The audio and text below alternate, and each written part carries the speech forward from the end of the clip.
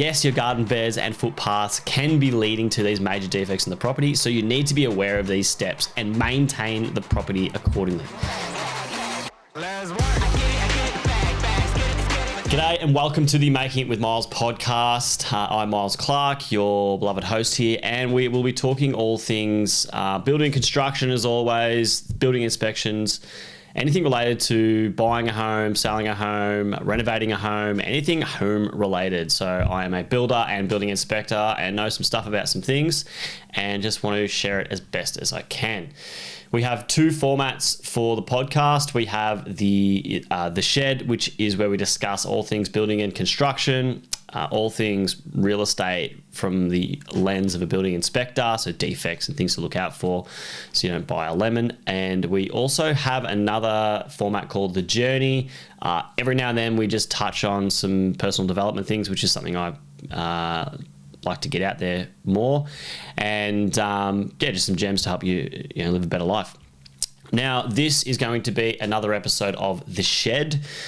We will be discussing how garden beds are causing major defects in the home. Okay, so not a lot of people are aware of these types of issues, and they think that just what they're doing is harmless, but it's actually causing dramas to the property. So if you live in a home, live near a home, live under a home, looking to buy a home, looking to sell a home, all those types of things, this is a episode for you. It will provide you some value that you can action and be aware of during the purchase process, selling your house, living in your house, all those good things. So again, if you find any value, please follow, give us a rating, all those good things. If you have any questions that need answered, in the description there is like a Q&A. You can just chuck your questions in there. Please put it in there. We're happy to do an episode based on it and provide that feedback. As well as that, if you see any value, please share it to others so they're well aware of the issues, and we're going to get straight into it. So the topic today is going to be the hidden dangers of garden beds and footpaths and bits and pieces around your property. So we're going to basically explain what the issue is, we're going to explain what it causes, and we're going to explain how to rectify it. Okay, so first things first, we're going to discuss about the two types of construction which are very typical here in Oz and pretty much anywhere. Now, you've got your brick veneer slab on ground. So this is where you've got a brick home that's sitting on a concrete slab. And then you've also got your, could be brick veneer, it also could just be weatherboard home that is sitting on either brick piers or concrete stumps. So this is where there's a cavity underneath the house and there's cross flow ventilation under there. Now, there's two specific things that occur to these different properties. Now, the house that is on a concrete slab have things in the brickwork called weep holes. The weep holes is more or less, it's a small opening which you'll see at the base of the external brickwork, and that's just pretty much to allow moisture to escape that wall cavity. Okay, it will sit a little bit lower than the inside slab. Okay, so any moisture goes past and out. All right. The other one is subfloor ventilation. Okay, so this is where there's a cavity underneath the home, and you have vents in the side around the home, or if it's a weatherboard, you might just have just timbers and just gaps between the timbers. And what this does, it maintains fresh airflow, cross-flow ventilation underneath the house, which prevents dampness, mold, and decay. So obstructing these weep holes and subfloor ventilation areas is actually what leads to major defects in the home, okay? And it is very common that garden beds are associated with this, and is what leads to these major issues. So the major defects that will come from these obstruction of weep holes and subfloors that is going to cause you major dramas in your property, there's three main items that are going to occur. The first one is increased moisture levels. So when we do block these weep holes, or we block the vents around the subfloor system, what that's going to do is it's going to encourage any dampness, moisture to get inside the property itself.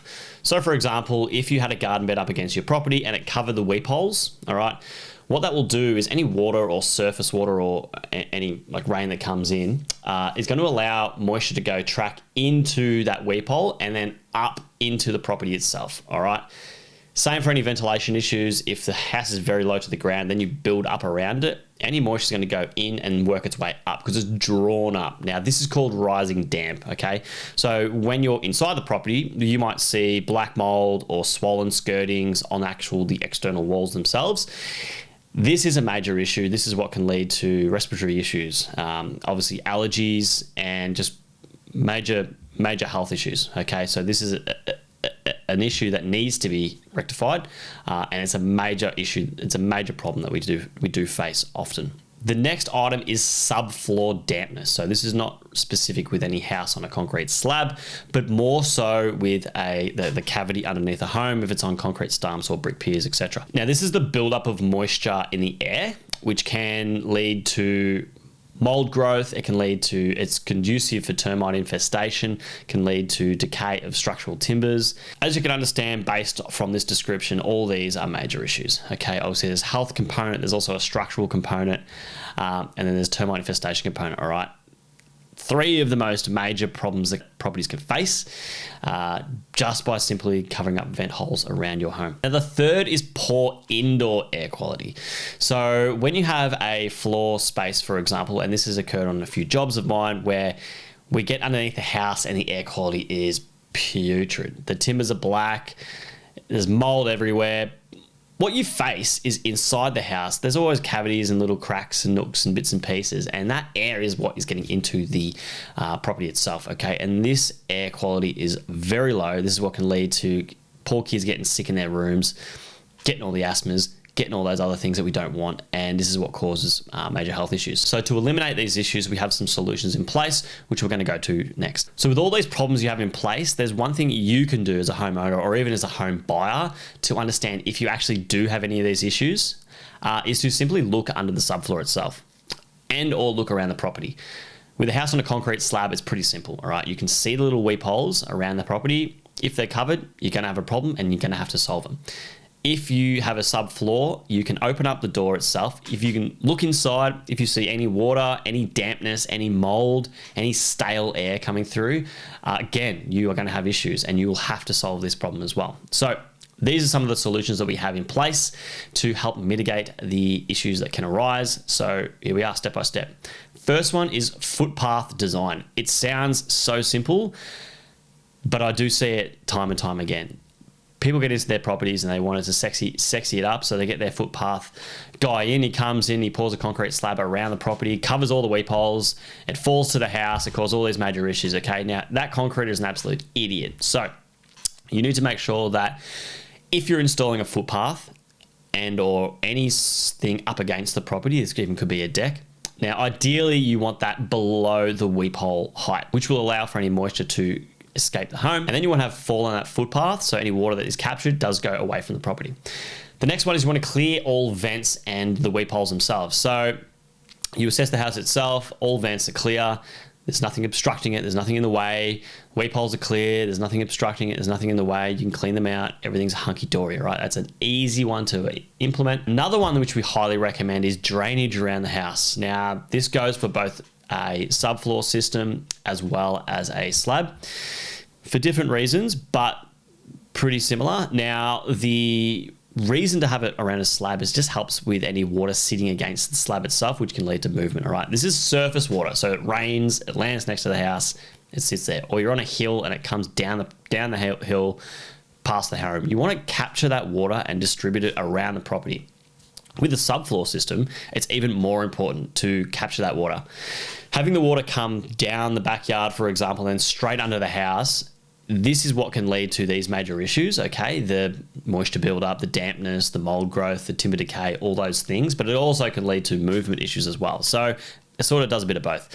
It's not very common that we have properties, especially in Oz, that have wicked drainage around their house to pick up the water and send it on its way. It's usually just maybe a couple of pits here and there, and it's all the stormwater that gets captured from the roof, okay?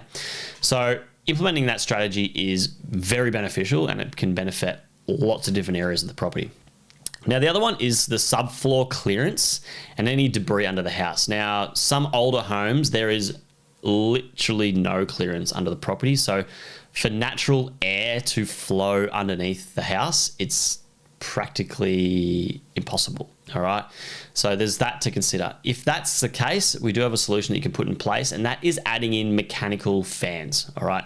So you've gone under the house, you've checked out that there's a bit damp, there's a bit of water under there. If there's water under there, it's probably a plumbing issue where you need to get that drainage sorted out or a plumbing inspection done.